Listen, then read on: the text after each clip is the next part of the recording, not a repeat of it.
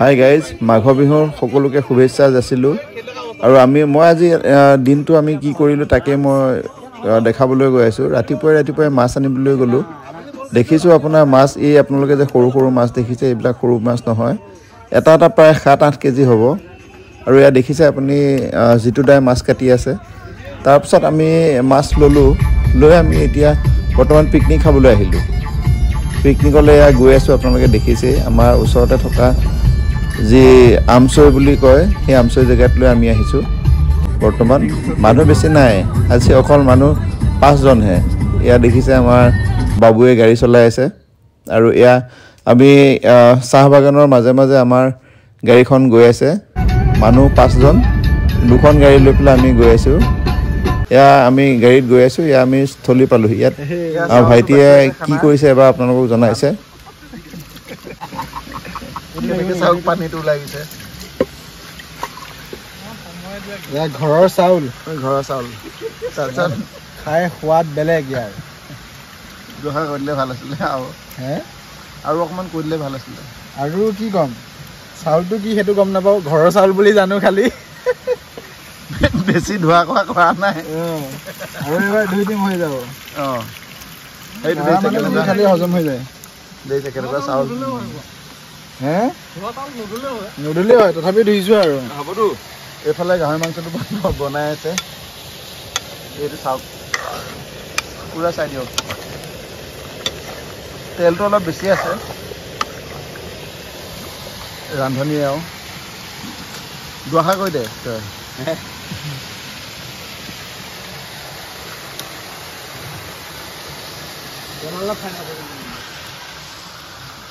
ভাৰ্গৱে এয়া পিঁয়াজ কাটি আছে। মছলা বনাই আছোঁ। মছলা বনাই আছে। এইটো আৰ্টিফিচিয়েল মছলা হৈ যাব। পিঁয়াজটো চাওক কিমান ধুনীয়া লাগিছে। আলু আৰু এটা পিঁয়াজ যোগ হৈ গ'ল।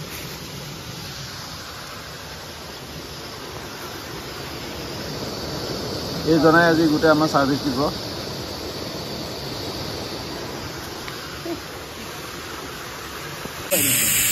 এয়া দেখিছে হুইচেল মাৰিছে। আৰু আপোনালোকে দেখিছে আমি এই সৰু জুৰিটোৰ কাষতে আমি খোৱা বোৱাবিলাক কৰিছিলোঁ। তো এই পানী ধুনীয়াকৈ বৈ গৈছে এইফালে। আৰু ইয়াৰ লগতে আমি খোৱা বোৱাবিলাক আমি কৰিছোঁ আৰু খোৱা এৰেঞ্জমেণ্টো কৰিছোঁ ধুনীয়াকৈ। আজি পিকনিকটো চলি গ'ল, খোৱা বোৱা কমপ্লিট হৈ গৈছে বৰ্তমান। এয়া আপোনালোকে দেখিছে তেওঁলোকে খোৱা বোৱাত ব্যস্ত গোটেইকেইজনে। মই ভিডিঅ' কৰি আছোঁ আৰু তেওঁলোকে খোৱাত ব্যস্ত হৈ আছে বৰ্তমান।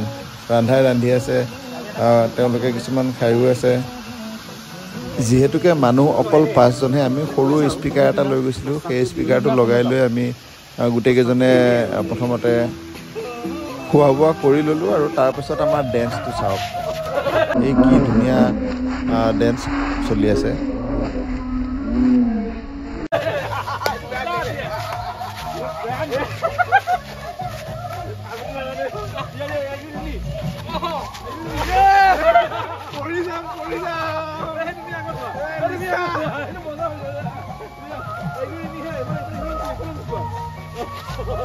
আপোনালোকে চাব, বৰ সাংঘাতিক ডেন্স এটা দিব। এতিয়া পাল্টি মাৰিব, এইটো ঘূৰি যাব, তেওঁ চককৈ ঘূৰি যাব। চকী মাৰাৰ নিচিনা দিছে, আকৌ ৰিটাৰ্ণ মাৰিছে এইটো।